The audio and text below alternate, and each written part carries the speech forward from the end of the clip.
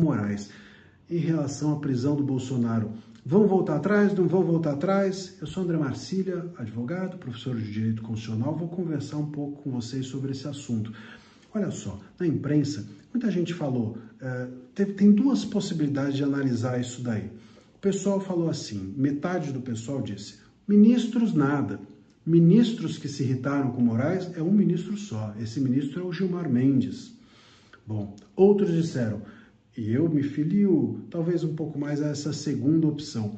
Disseram assim, ministro significa uma ala que está tentando desembarcar, uma ala mais branda do STF, que não faz parte desse núcleo duro, e talvez pense ou comece a pensar em desembarcar do governo, eu ia dizer do governo, mas é uma espécie de governo do STF, desembarcar no sentido de apoiar as medidas agressivas do ministro Moraes.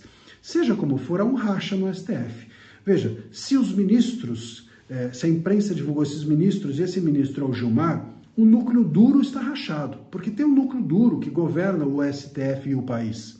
E esse núcleo duro, com certeza, tem nele o Gilmar Mendes. É o Moraes, que é o porta-voz, é o Gilmar Mendes, que está ali como uma das cabeças, e provavelmente o ministro Barroso também é outra das cabeças que ali estão, não à toa, está pensando em, literalmente mesmo, desembarcar e ir para uma embaixada, sair a francesa, talvez até numa embaixada francesa, com certeza total, a embaixada para onde ele quererá ir não é a embaixada venezuelana, nem a chinesa, nem a cubana, nem a da Coreia do Norte, embora ele diga que o problema grandioso, o problema do mundo é o extremismo de direita. Mas, enfim, o desembarque, o possível desembarque do Barroso, ou a irritação do ministro Moraes, mostra que, primeiro, a irritação do ministro Gilmar com Moraes mostra que o Moraes tomou essa medida de forma apressada, muito provavelmente sem consultar os demais, muito provavelmente desalinhado dos demais ministros desse núcleo duro.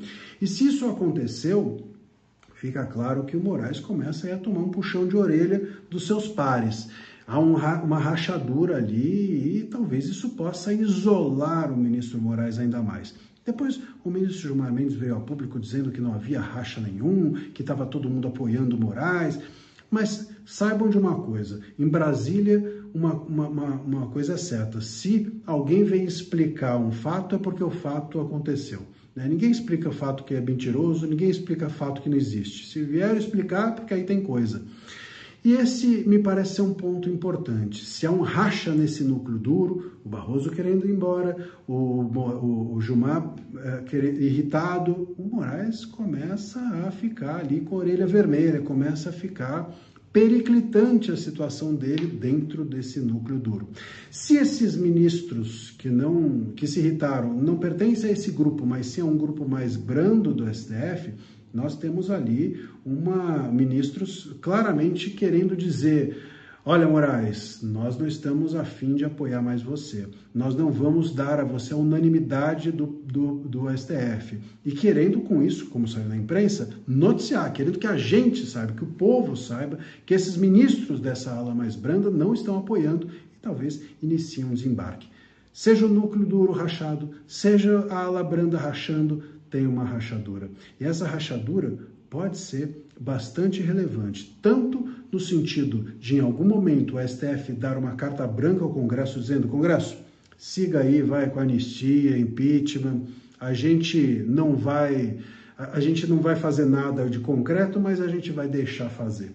Ou pode ser que essa rachadura resulte em algum tipo de conversa, um converscote interno, uma solução intramuros, uma solução ali entre os próprios ministros, que é algo bem brasileiro, né? Fora do olhar de todos, numa salinha deles, virarem e falarem, olha, Moraes, já deu, aqui tá muito rachado, não dá mais, pegue o seu banquinho e saia de fininho, como diria o Raul Gil, e aí talvez o Moraes vá para uma embaixada junto